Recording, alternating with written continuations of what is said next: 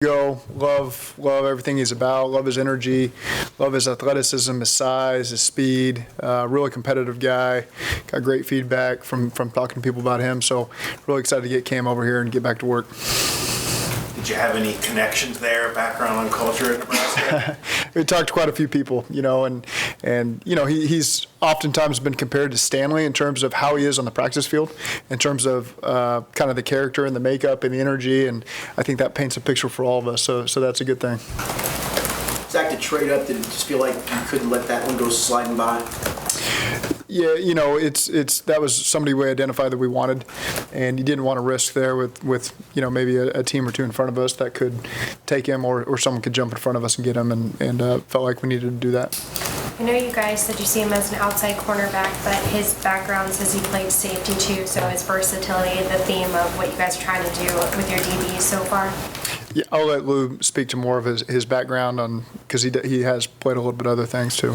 Yeah, again, you kind of see what we've been doing with that stuff, and the more they can do, the better. Some of the techniques that we'll ask them to do will involve playing a deep zone, so that can only help them. And you look at the guy's measurables; he can really run, as Zach's mentioned, and good size, and he's tough, and so the more of those guys we get, the better we'll be. Was speed the other comment right in kind of your first two picks? Always, you always want to try to get as fast as we can get, and both these guys can really run.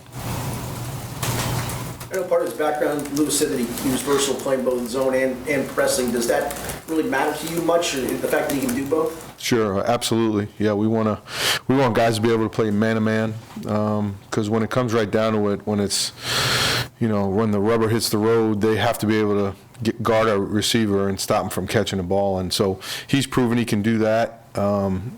He's a good press corner, but he's also shown some flexibility as in playing in deep zones at some safety stuff, but also as a corner. So he's done a little bit of everything, which is great. Solid tackler, willing tackler. Very much so. I think that's one of the first things that jumps off the tape is he's going to be a guy that he's not going to be afraid, and he's going to go in there and get guys on the ground. It's just so important with all the perimeter plays we see these days. So you see it right away from this guy. Zach, was that part of the reason why y'all felt good getting Dax and getting a safety in the first round, knowing that you guys felt good about the depth and corner where y'all were picking today? It's hard. Dax was just a guy that really almost fell to us, and we felt like he could really help us on defense. And but Cam is certainly just in that pocket of players there that we really wanted in the second round, and certainly wasn't sure he was going to be there much longer. So that's why we came up and got him. When you guys were going into the draft, how important was it to take a cornerback the first couple of picks? I know you can't go into it saying we need one with this pick, but how important was it to address that spot? I think that's the best way to put it is we would have liked to take one early like we did. We weren't going to, pencil ourselves in there and make us do it, but obviously the right player was there to where we were able to do it and feel good about it. And what you didn't want to do is say we're going to take a corner and then take one that you don't feel good about, you're crossing your fingers that he's going to pan out. We felt good about this one, so and it fit a need for us as well. Lou, for a defense that was on the rise so much last season, how excited are you with these first two picks to bring these two guys in and really bolster that defense? Yeah, it's great. Again, anytime we can add talent to our group, we did a great job in the offseason last year, more on the free agency side, and paid dividends for us. And again, we expect these guys to, fit right in and hit the ground running when they get here. But it's great so far, so good. Luke, how does this add to the competitiveness of not only the cornerback room, the safety room, and the DB room in general? Yeah, coach's best friend is competition, and we've got some guys that are slotted and have played a lot of good football for us, and these guys will come in and support those guys, and we'll see how it goes from there. But they're going to provide good depth for us for sure. What does a rookie need to do to be a day one starter? He's got to go out like we ask all of our players to do. They have to show consistency, and that's what we're looking for. We're looking for guys to be the same person, same player every day, and the more that they can do that, the more trust and faith we'll have in them. So it takes time. It's something that we have to build trust in them, and he has to build trust in his teammates too. So we believe in that. So it takes a little bit of time. to move up 3 spots, give up the 6th-round pick? Is it a combination of you're targeting him, but the bucket of players is really dwindling, so you don't want to kind of hang around at 63, go up and get the guy you feel about the best? Is it a dual thing? You know, he's just a guy we identified that we really wanted to come away with, and so just to risk sitting there for 3 more picks when maybe some corner-needy teams would jump up, and I like him as well. We just didn't want to risk that. What makes Stanley such a good practice player? Like Lou just said, same guy every day. You know what you're going to get. When Stanley walks on the field every day, he's going to bring energy and competitiveness. And however many days he's been here, he has done those 2 things every single day. And so when you hear that comparison of this is what he's going to be like at practice, that's a great thing. You know, that's what we love. We love guys that bring energy and because it's a long season, you know, and that's a hard thing to do. And so the more guys that can bring that, the better the team becomes, the more fun practice is for you guys to sit there and watch that first however many minutes and for us to be a part of all year. And so that's a really positive thing. Lou, with your experience as a DB's coach, in your system specifically, what is the one trait you would say to play outside is the most important in your system? Yeah, I think I would say there's a couple, but at the top of it, you know, they have to be able to run, obviously. But I'm also a big fan of guys with, you know, long arms and able to get in and out of plays. You know, so those 2 things play into it, and then, you know, ball skills and on from there. But they got to be able to run, and you know, the length also helps them be good tacklers when they have that. So that's why I'm so adamant about that when it kind of comes up. Zach, Cam did a little bit of punt returning in college. Was that something you discussed at all in the pre-draft process about him? That's something he's done, certainly. How that factors in remains to be seen. You know, he played quarterback in high school, too, so we'll probably put him over there at Wildcat and let him do some stuff as well. But you know, he's a good, well-rounded athlete that obviously has been very versatile. You know, for a guy that played safety and corner and to return punts and quarterback background, those are all really good traits for a guy to have. You've got your top 5 defensive backs back, but you've used your top 2 picks on defensive backs. What does that say about the need for depth at that part of the team and then the state of the game right now? How critical it is. You know, as a 17-game season goes on and you go into the playoffs, that depth is critical. You know, how many teams do we see that, you know, come in December in these critical games and they're down, you know, a couple DBs and they're pulling guys off the practice squad. And so I think it's great competitiveness, like Lou mentioned, just for all of our guys. But you're going to need that depth over the course of the long seasons that we're going to have to endure. You know, kind of just to follow up on that question with and Zach's answer is, you know, we play so many different things where there's going to be 6 and sometimes 7 DBs out on the field at one time. No other position on the field, offense or defense, is going to do that. So it's just so critical to have, you know, depth there for sure in today's NFL. Is today's NFL the difference in skill set between corner and safety disappearing a little bit? I mean, is there a big overlap in skill set? It used to be like the lines of demarcation between safeties and corners. Is that not as much the case anymore?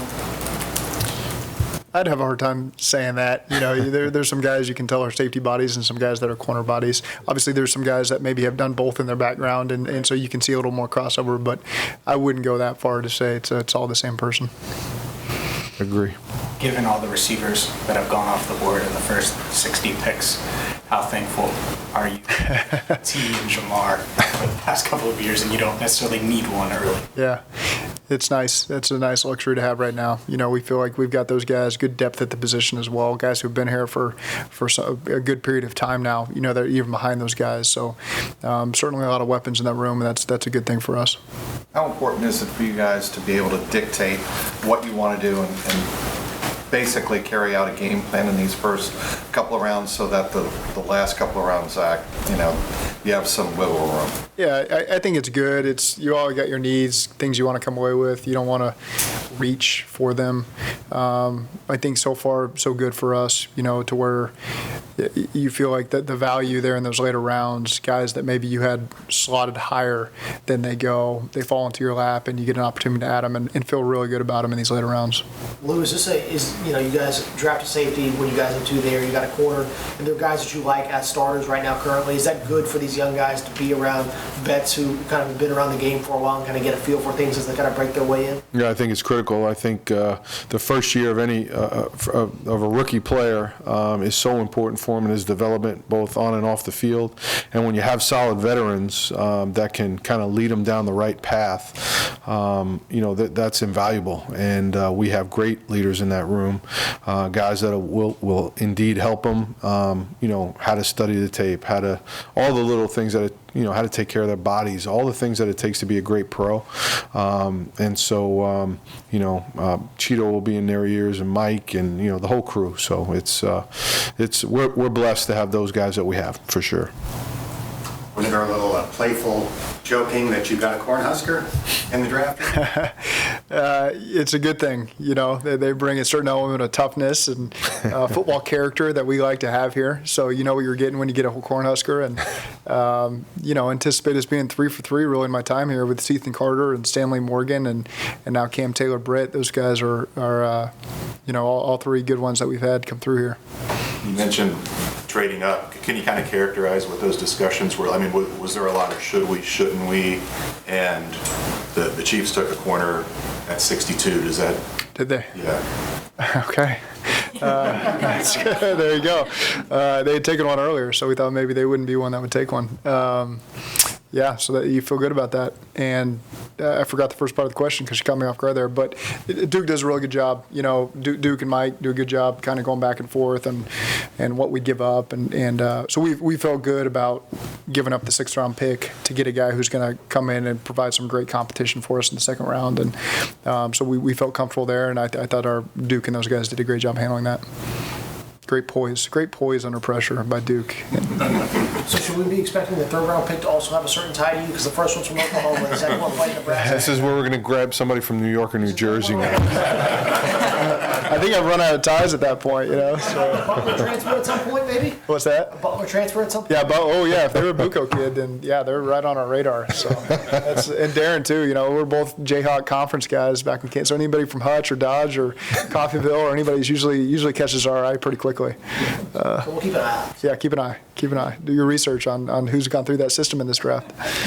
Has the nickel become almost the base defense in the National Football League now, in terms of percentage of snap? It's pretty close. From what we face offensively, mainly because we utilize so much 11 personnel, we see a ton of nickel.